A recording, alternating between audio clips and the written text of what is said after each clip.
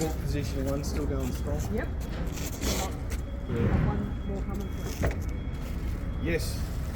Yeah, I think we're going to need that soon. Don't rush me now. We'll be right. many years ago. Yeah. And I recently sold it because it was getting up in hours, and I figured that, you know, like a maximum number for us on a smaller machine is probably 10,000 hours. So this one was coming around, it was about 8,000 hours, and there was nothing wrong with it. I mean, it was fine. It was, you know, perfectly maintained. And I sold it for, I think it was $2,000 less than I bought it. Gone very quickly too. I put it on, and just for a second I thought, 20,000 ton of cargo that thing moved. Yeah. You know? Wow.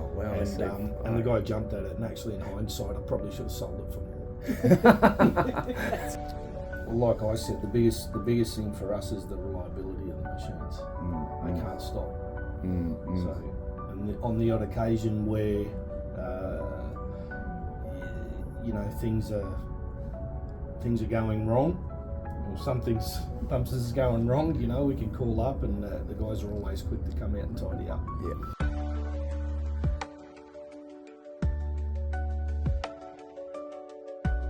Probably moving back to lease now, because that's where the market is now.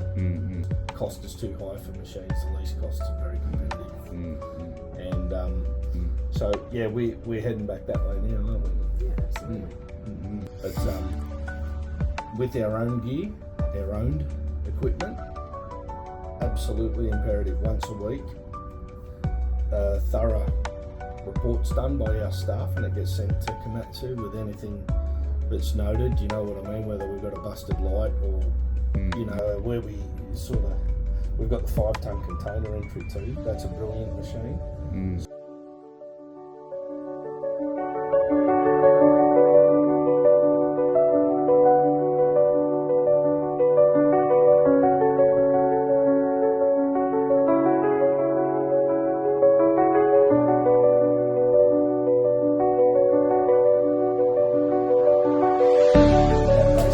Us to a point that anything that can go inside a normal closed container, the heaviest thing that you could possibly put in there, the 5 will move it. We have had bigger pieces that come in containers.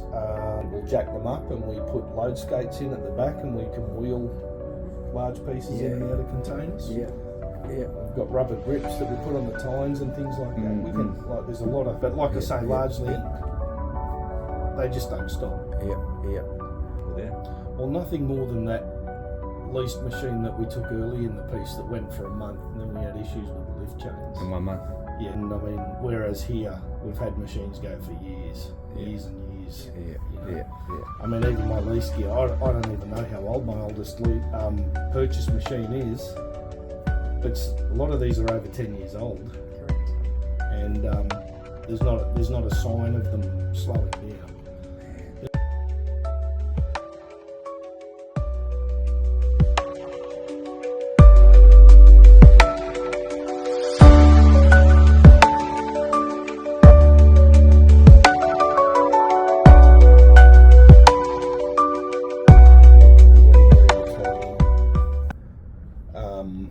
I mean, we could do, you know, we could do 10 or 15 in a week. We could do 40. 40, yeah. You know, in the,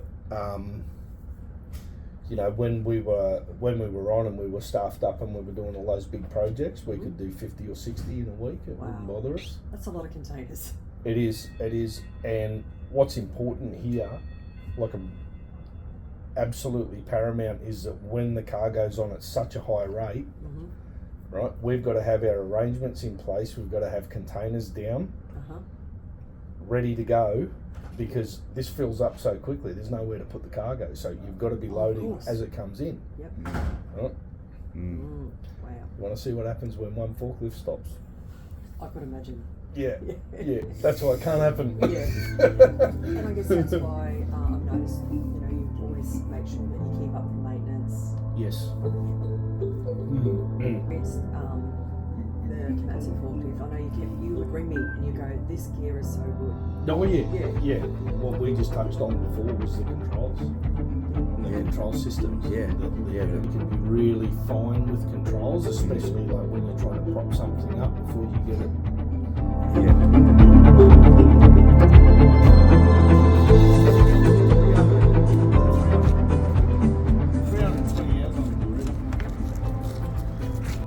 We still catch up eventually, you know. We always got something good to talk about. Well, I don't want you to ring me every week because there's no problem. Right, If I'm not hearing from you, that's good. But yeah.